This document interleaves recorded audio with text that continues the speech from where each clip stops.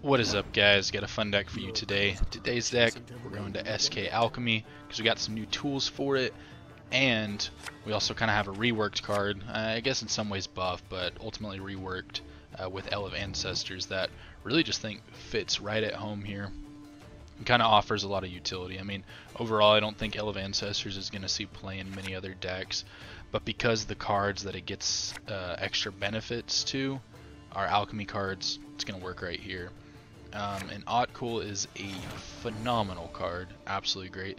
The other one, I don't really know how to say it, it's the mom, it's like Hulin or something like that. I think people are a little too harsh with their criticism with her, but the problem is just, you know, golds are so competitive anymore for slots that there's probably a lot of other ones you'd rather play. But because we want to play these Freya's Blessings earlier to set up Otcool, she gives some benefit with that, and you can get some pretty decent finds in the graveyard.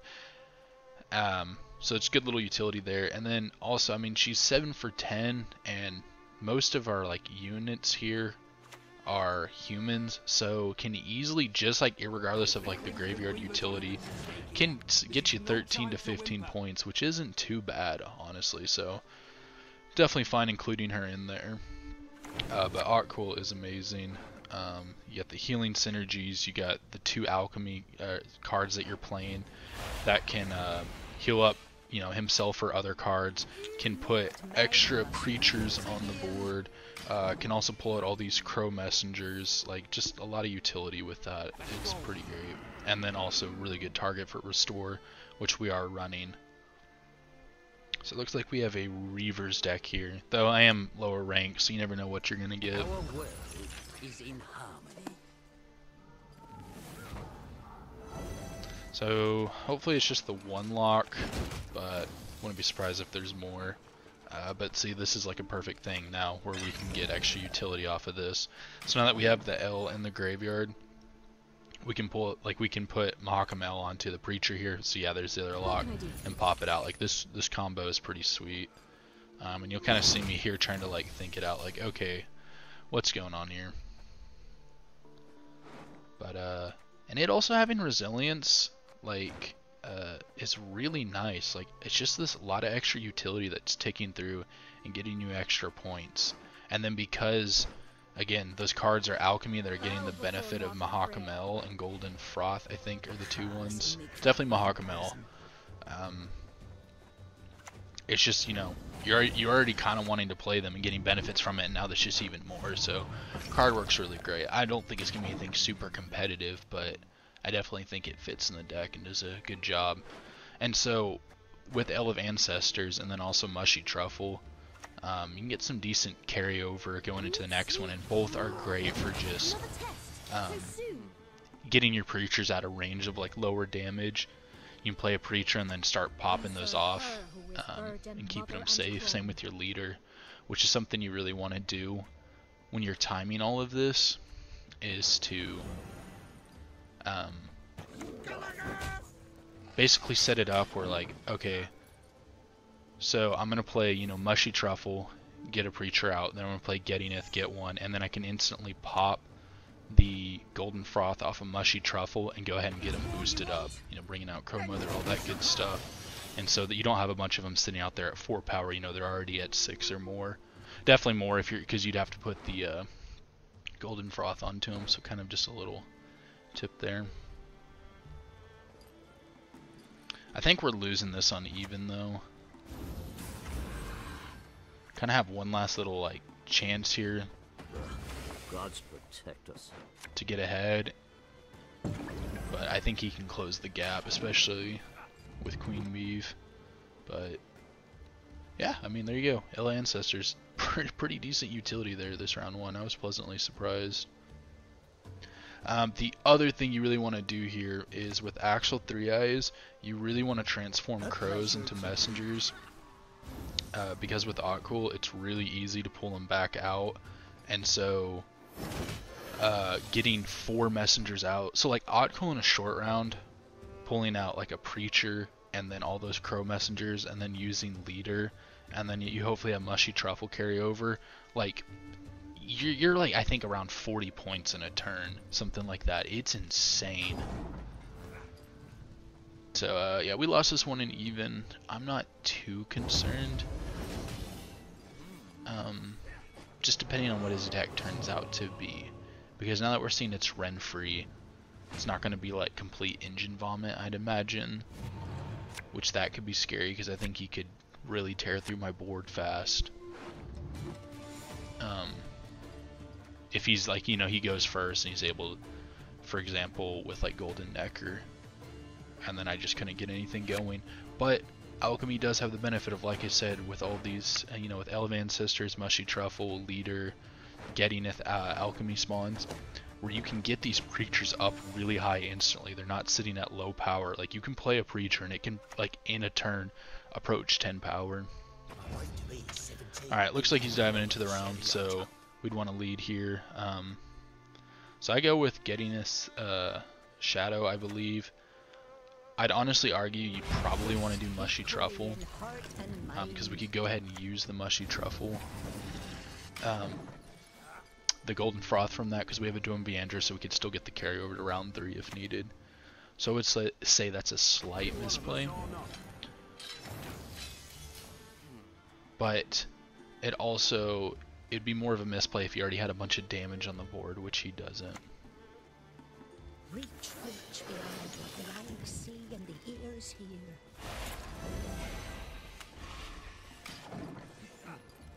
But so yeah, right here with Axel, we want to transform those into Crow Messengers.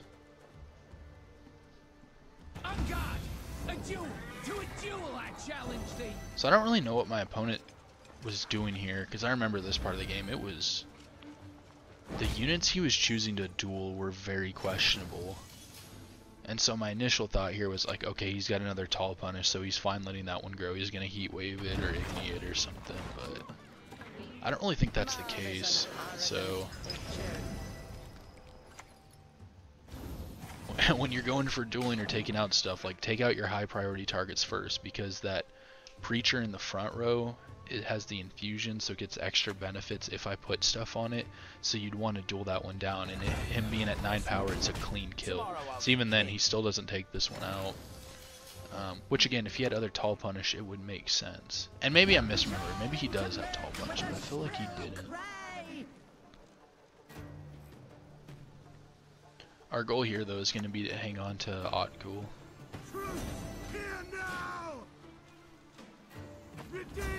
Because he'll just smurf in a short round. Alright, get this carryover set up.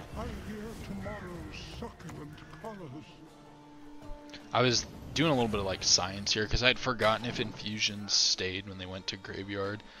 So I was making sure to put it on the messengers, so if it did, when I pull them back out in round 3, they'd be set. If he clicks the Erland, we're definitely have to play Otgul. There's no way we're getting out. I considered briefly that I maybe should have done Leader to give myself enough range where him even clicking it and playing a card might not be enough, but if that was like a high power gold or a Tall Punish for my 12, it would just be a waste, because Otgul would get us out, but then we'd also have lost Leader for no reason. But it turns out, you know, for whatever reason, he didn't destroy that one card he should have up front, didn't have Tall Punish. He got an amazing trade here for, you know, 4 provision for, what, 12 provision card. So it worked out for him. We're just kind of playing whatever, because we're going to get out. And I should have just done Leader. It would have kept me ahead, so my thought process for not doing it made sense, but it actually would have worked out if I had just clicked Leader. We would have saved Otgul. But I think we're still fine here. As long as we can get a Crow Messenger, which we do. So I check, you know, graveyard here, see, okay, do the infusion stick? No, they don't. Alright, we need to get rid of this Mahakamel. Okay, don't want to do any more because we have 2 bricks here with Avalok and the other messengers. Now, in terms of sequencing here, I wanted to try and keep as few units on the board as possible. It was kind of my thought process, but honestly, I probably should have played the Crow Messenger before the Ruined Stone. Would have gotten an extra 4 points.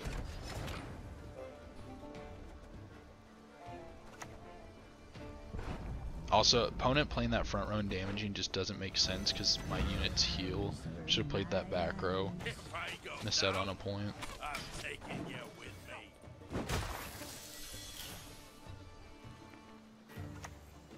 Yeah, this is over. So, pretty easy win.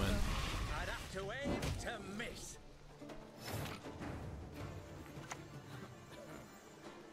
Should pull out 2 crows. Yeah. Boost that there. Am afraid a bit of an Igni. Or, sorry, Igni I don't think would impact that Scorch. So I wanted to make sure Crow Mother was above it. Because we'd win. But yeah, 40 points, 3 cards. I guess we do have the carryover. They'll pay for my stolen birthright. Carryover and leader. So if there's any card that could cover that gap, it might be Renfree.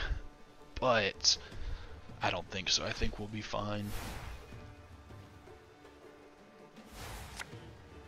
Maybe got the play a unit from deck. I can't remember all her abilities because I don't play this enough. But yeah, this is an easy win. There you go. So yeah, Ella Ancestors and Alchemy did a pretty good job, I think. Even lost on even round 1. Sweet. Let's go to the next one. Okay, on to game 2. When you see that leader anymore, it's kind of scary. Round 1 is basically round 3 because if they win it, you lose the game. So we need a good hand here if it turns out to be that deck that's running around, so they don't mill us. And not really the hand you want to see. Kick Restore because we won't need it till later, till Odd Cool. Wish we had Ale of Ancestors with this hand, but we don't. Okay, we do have Getting a Shadow kind of highlight here to be like, alright, are we playing it? Let's see what they got.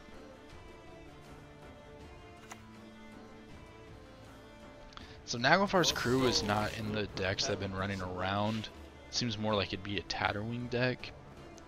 So I'm not gonna like instantly commit Getting a Shadow because it would be a massive overcommitment if they're just kind of like a normal deck. At least at the rank I'm at. I mean, obviously, sometimes when you're in some of these matchups, you do need to commit, you know, a scenario to take round 1. But in this instance, if it's a Tatterwing, no, I don't. So we're just gonna kind of play back. Go ahead and get our Freya's Blessings into the graveyard.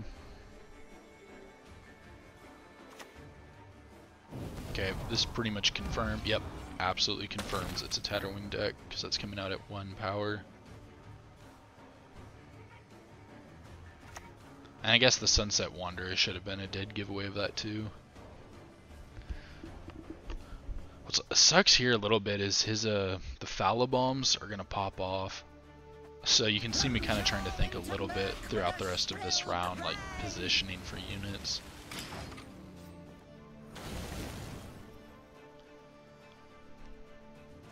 Hopefully my crows survive and he doesn't take him out. See, I don't know. You don't want to destroy that card because it's just going to come back like you're losing points. I mean, I guess you gain the 1 from me boosting it up, but get that carryover set up.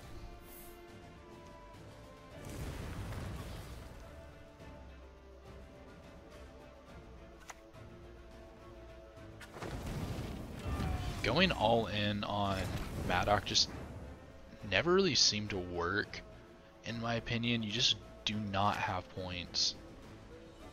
I think it's, you know, sometimes just to throw in a couple bombs just so you can thin them out a bit and get some extra little utility. A couple of carryover points coming from graveyard too is fine, but like people who run like most of their bronzes or bombs and everything for that, just feel you're losing out on so many points, especially like if I row stack here and Maddock isn't going on the right rows.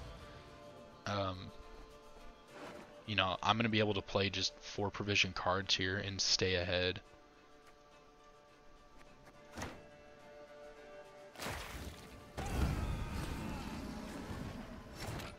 So see, he is aware there that, you know, what's her face is gonna pop back. Crow Mother's gonna pop back out.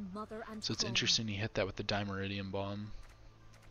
When he has a, what's the actual, is it Dancing Star's the actual name? I just still call it Fallow Bomb.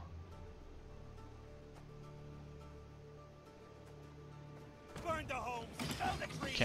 can't remember if he had already played it or if he's about to, but I know he has one this round. You can see me again going with the position like, okay, how do I set this up?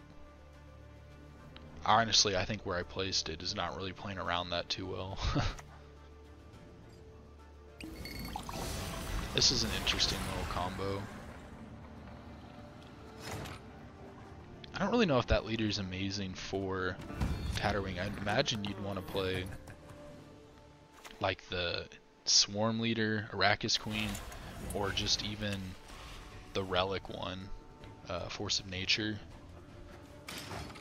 You could get more points. So it's like, obviously you can use Sangreal, that's an interesting combination, and then you can play Morvid and Ozril in the same round. So there's some utility there. Yeah, it's -2 on my end. I don't really know why I was saving that, but...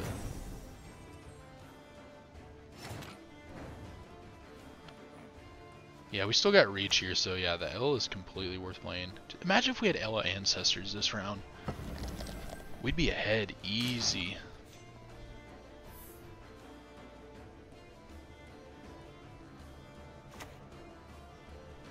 I think this is going to take us out of the round. Yeah, there's too much of a gap.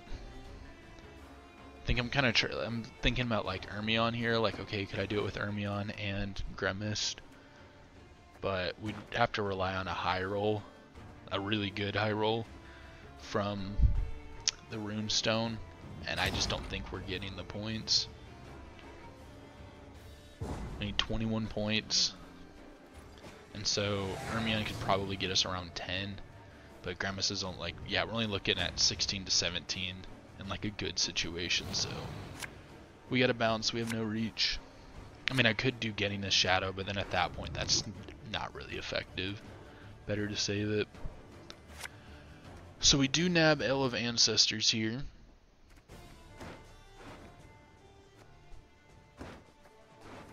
If we can get Mushy Truffle, it'll be a lot better. If he dry passes us, this is not amazing. Well, no, Crow Mother saves us. We could just, I think, play the card out. Okay, and he just goes for Tatterwing. Interesting. So it should be diving this round, so we obviously want to lead scenario. But our opponent throws here. He just basically want to do a tempo pass to try and like steal a card from us. But it's not gonna happen. It's not gonna happen. We're gonna high roll here. Ready? Get a druid. We don't, but hey, Crow Messenger, and now we have another one in the graveyard. That's another type of high roll. I will take it. Look at that. Oh man. This is going to be a great short round. Otgul is going to absolutely demolish him, and he just gave away pretty much all his points. Because he doesn't have Vivian, he doesn't have Tatterwing, so now it's just like Ozril and Morvid. We'll be able to beat those two, because he won't have any other points.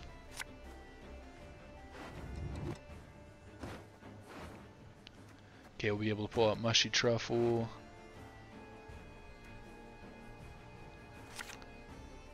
Yeah, this hand's keep.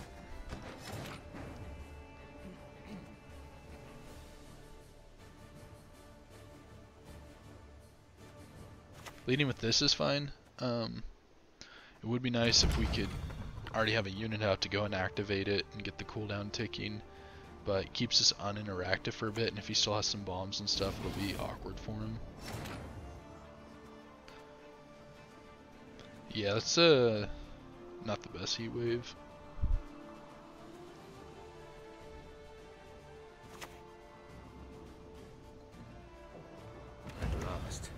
This would have been a way better heat wave.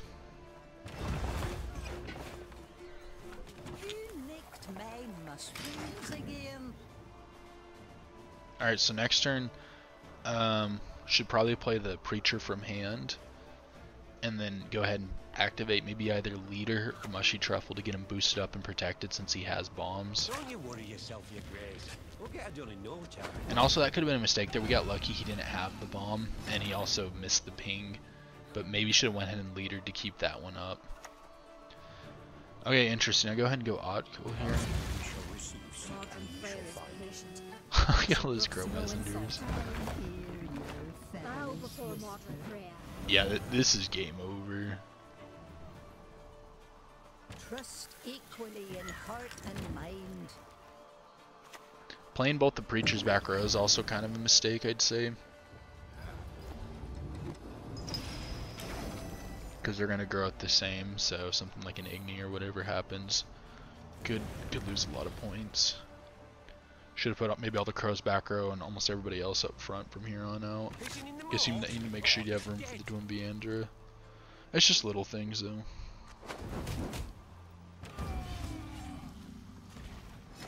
Okay, don't have to worry about that anymore. His bombs and the Cataclysm took care of the Igni scare. Also 52 to 5. See what I'm saying about Matic?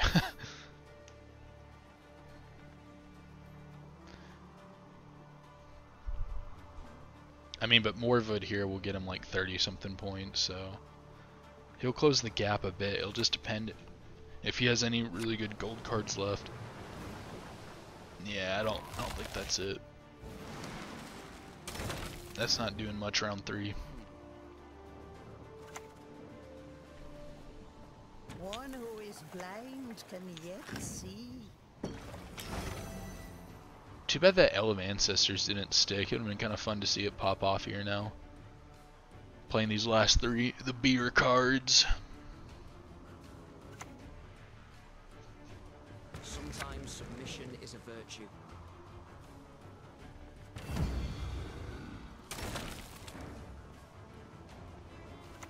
Yeah, this is over.